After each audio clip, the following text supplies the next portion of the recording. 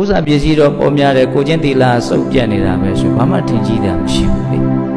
ဥစ္စာပစ္စည်းမရှိပြီမလို့ကိုချင်းတီလာကဖြူရှင်နေဆိုရင်အထင်ကြီးစရာပဲလေတကယ်ကဘုရားနာမည်ကသုလကမ္မဝိပင်ကသုတ်တံတောရိယပုံနာကြီးရဲ့သားသူ့ဘာလူလင်ကမေးလို့မြတ်စွာဘုရားဖြေတာတောရိယပုံနာကြီးဆိုတာမြတ်စွာဘုရားကိုကြည်ညိုတဲ့စိတ်ရှိတဲ့လူမဟုတ်ဘူးနော်တည်တဲ့အခါကျတော့ခွေးဖြစ်တယ်မြတ်စွာဘုရားဆွမ်းကကြတော့အဲ့ဒီခွေးလေးကဟောင်းနေအဲ့ဒီဇလန်းလေးကြားဦးတယ်နော်လူဘဝတော်ကလည်းငါ့ကိုရှင်းရဲ့တီတီဂေါရမလို့ခေါ်ခဲ့တာအခုခွေးပြစ်တော့လဲမင်းဟောင်းနေပြန်ပြီမကြခင်မင်းငရဲသွားရမှာစိတ်မချမ်းမသာဖြစ်ပြီးတော့သူ့သားရဲ့ကလေးမောအိတ်နေကြခွေးလေးကပြာပုံကြခေါင်းထိုးအိတ်တယ်တနေ့ရနေကြောင်ကိစ္စရှိလို့သွားရနေပြန်လာတဲ့သူ့ဘာလူလည်းကသူ့ခွေးမိဖို့ကြောင့်မှခေါင်းထိုးအိတ်နေတာမြင်တော့ဘာကြောင့်ဒီလိုဖြစ်တာတော့အဲ့ဒီမှာအချွေရန်တွေကယဟန်ဂေါတမလာပြီးတော့ဒီလိုပြောသွားတာဟောမစက်ထဲရှိတာပောက်ကွက်ရရှောက်ပြောတာပဲငါအဖေသေးလို့ဖြစ်မှဖြစ်နေတာဘယ်လိုလုပ်ပြီးတော့ခွေးဖြစ်ရမှာတော့ဘုဒ္ဓဝါဒနဲ့သွားပြီးတော့ဆွဆွဲမယ်ဆိုတာဒေါနဲ့မောနဲ့မြတ်စွာဘုရားကြီးရောက်လာအဲ့ဒါမြတ်စွာဘုရားဟုတ်တယ်တဲ့မင်းဖေခွေးဖြစ်နေတာတဲ့တယ်ပဲပြောတယ်ဘာသက်သေရှိလို့မင်းအိမ်ပြန်ပြီးတော့အဲ့ဒီခွေးလေးကိုနိုးကနာထမင်းနေဝအောင်ကျွေးအစာဝါလို့အိတ်ချင်မုံဝါလေးဖြစ်ထမင်းစီရစ်နေတဲ့အချိန်လေးမှာခွေးလေးကိုကြော့ပုတ်ပြီးတော့အဖေလူဝါတော့ကကြုံမသိအောင်မြုပ်ထားတဲ့ဥစ္စာပစ္စည်း၄မျိုးဘယ်နှမြုပ်ထားခဲ့တာလဲလို့သွားမေးတဲ့အဲ့ဒီခွေးမင်းကိုပြလိုက်မယ်အဲ့ဘုရားခိုင်းတဲ့အတိုင်းလုပ်တော့တကယ်ပြတယ်ခွေးကအလွန်မှအံ့ဩတယ်နော်သူ့ဘာလူလင်စိတ်ထဲမှာတစ်သက်လုံးသူယုံကြည်ထားတာကသူတို့အမျိုးသိရင်ဖြစ်မှာဖြစ်မယ်လို့ပဲယုံကြည်ထားတာအခုဘာဖြစ်ခွေးဖြစ်နော်ညင်လို့အလည်းမရအောင်သက်သေရပြအဲ့ဒါနဲ့ဘဝနဲ့ခြားထားတဲ့အမှန်တရားကိုတော့ယဟန်ဂေါတမဟာမြင်နိုင်တယ်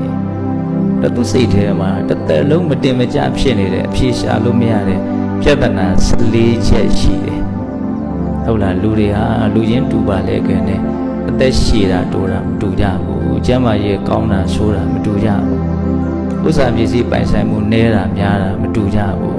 အချမ်းရနည်းတာများတာမတူကြဘူးအမျိုးမြတ်တာမမြတ်တာမတူကြဘူးဉာဏ်ထက်တာမထက်တာမတူကြဘူးမတူကွဲပြားခြားနာမှုတွေနဲ့ပဲဘဝမှာတတ္တဝါတွေဖြစ်နေကြတာဘာလို့အဲ့လိုမတူရတာတော့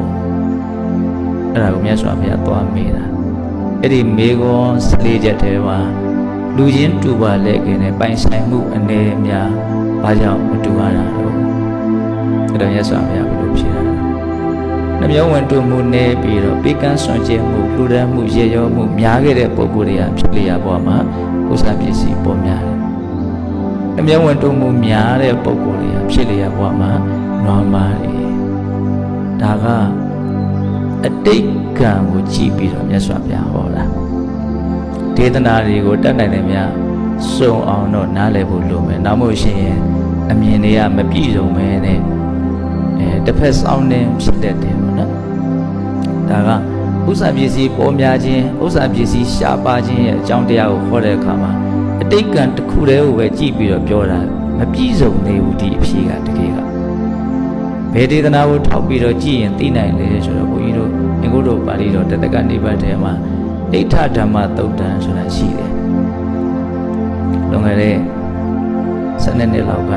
ရနိုင်ခဲ့သောအရာများဆိုတဲ့ဓမ္မကြီးတို့တရားဝင်မှာဟောတယ်လူတွေအလွန်မှရကျင်ကြတဲ့ရကျင်စရာလည်းအလွန်ကောင်းတဲ့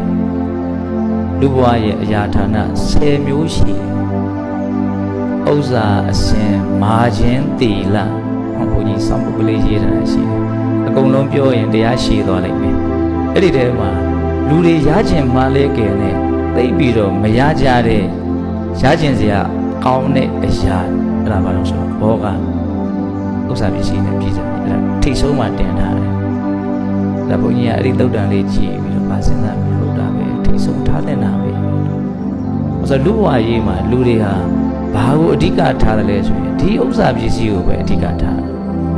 ဟုတ်တယ်မို့လားဒီပိုင်ဆိုင်မှုကအကြီးအကျယ်လူဘဝကြီးမှာလွှမ်းမိုးတယ်တယောက်ကိုတယောက်ကြည့်ပြီးဆိုရင်လည်းအဲ့ဒီပိုင်ဆိုင်မှုကိုပဲအခြေခံပြီးတော့ သုံးသပ်နေကြတာအကဲဖြတ်နေကြတာဟုတ်တယ်မဟုတ်လားပိုင်ဆိုင်မှုအလွန်ကိုနည်းပဲနွမ်းပါမယ်ဆိုရင်စိတ်ကဘလို့နေတော့ပြီးတော့တန်ဖိုးမထားသလိုကြီးဖြစ်တယ်နော်အရန်ကိုကြီးတဲ့ချမ်းသာနေမယ်ပစ္စည်းဥစ္စာတွေအလွန်ကိုပေါ်များနေမယ်ဆိုရင်အဲ့ဒီလူရဲ့အပေါ်မှာဘလို့မြင်တော့ကိုဘဝမပြောနဲ့တော့သူများဘဝကိုဘလို့မြင်တယ်လဲဆိုတဲ့အမြင်တွေမှာတော့မှလူကြီးတန်တန်ကလေးကြည့်ပြီးတော့မြင်တာမဟုတ်ဘူးအဲ့ဒီလူဘလောက်ပိုင်တယ်လဲဘာတွေပိုင်တယ်လဲဆိုတာကိုကြည့်ပြီးတော့မြင်တာအဲ့ဒီပိုင်ဆိုင်မှုနဲ့ခွဲကိုမခွဲဘူးပိုင်ဆိုင်မှုနဲ့တွဲပြီးတော့ကိုမြင်တာဟုတ်တယ်မဟုတ်လားပိုင်ဆိုင်မှုဘလောက်အရေးပါတော့အရေးပါလိုက်တယ်မှာဘုရားကိုပဲစဉ်းစားကြည့်ပါလေဘုန်းကြီးကတော့ကိုယ်ဒီလူမျိုးပေါင်းစုံလာနေကြတာဥစ္စာပစ္စည်းပေါ်များတဲ့လူတွေလာရင်ကိုယ်စိတ်ကတစ်မျိုးဥစ္စာပစ္စည်းအရန်နွမ်းပါတဲ့လူတွေလာရင်ကိုယ်စိတ်ကတစ်မျိုးအဲ့ဒီလူနှစ်ယောက်ကိုဘာလို့လို့စိတ်ကထပ်တူမထားနိုင်တာတော့လူချင်းအတူတူပဲဘာလို့လို့မထားနိုင်တာတော့အပြစ်တင်ကမှတင်ရောထပ်တူကတော့ဖြစ်ကုန်မဖြစ်ဘူး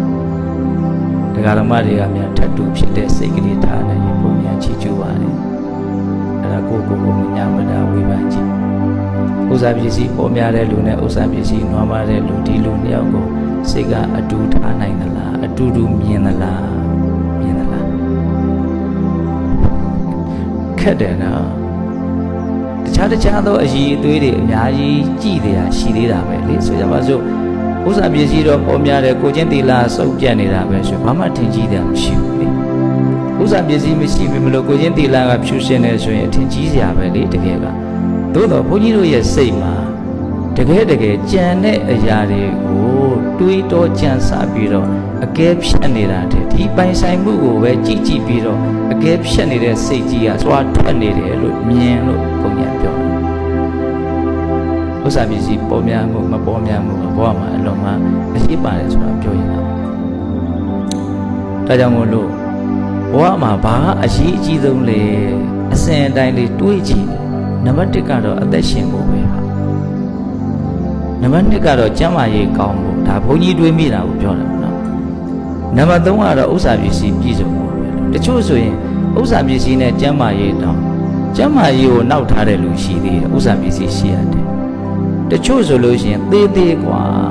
မရှိတာသေရတာတောင်ဆိုးတယ်လို့ယုံကြည်တဲ့လူတွေရှိသေးတယ်သိရင်သိပဲစီဆိုတော့ဥစ္စာပစ္စည်းကိုအသက်ထက်ရှိကိုထားတဲ့လူတောင်ရှားပါရှိ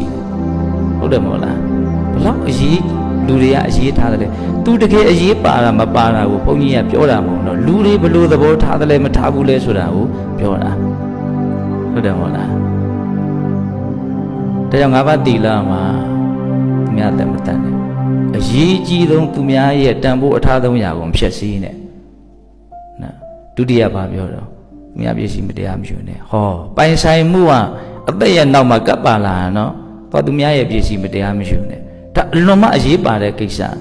ဘာပြောနေတာတော့ဘုန်းကြီးကဥစ္စာပစ္စည်းကဘဝမှာဘလောက်အရေးပါတယ်လဲလူတွေဘလောက်အရေးထားတယ်လဲဆိုတာကိုပြောတာအဲ့ဒီလူတွေအရေးထားတဲ့ဥစ္စာပစ္စည်းအနေအများကိုဘယ်သူတွေကအကြောင်းတရားအနေနဲ့ဖြစ်ဖို့မဖြစ်ဖို့လွှမ်းမိုးနေတယ်လေအတိတ်အကြောင်းကိုကြည့်မယ်ဆိုရင်တော့ဒါနာကောင်းမှုပဲနှမျောတဲ့စိတ်ဟာမွဲစေလိမ့်မယ်ရေရောတဲ့စိတ်ဟာပေါ်စေလိမ့်မယ်ဒါနိယာမပဲကိုကြိုက်မကြိုက်လက်ခံမခံမတတ်နိုင်ဘူးအဲ့ဒါကသဘာဝတရားရဲ့နိယာမနှမျောရင်မွဲမယ်ရေရောရင်ပေါ်များမယ်ဒါလောကရဲ့ဒီသဘောဒီနိယာမကိုမြတ်စွာဘုရားမြင်ခဲ့တာ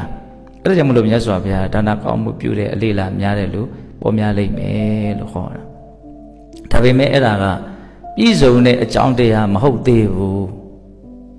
ဘာကြံသေးတော့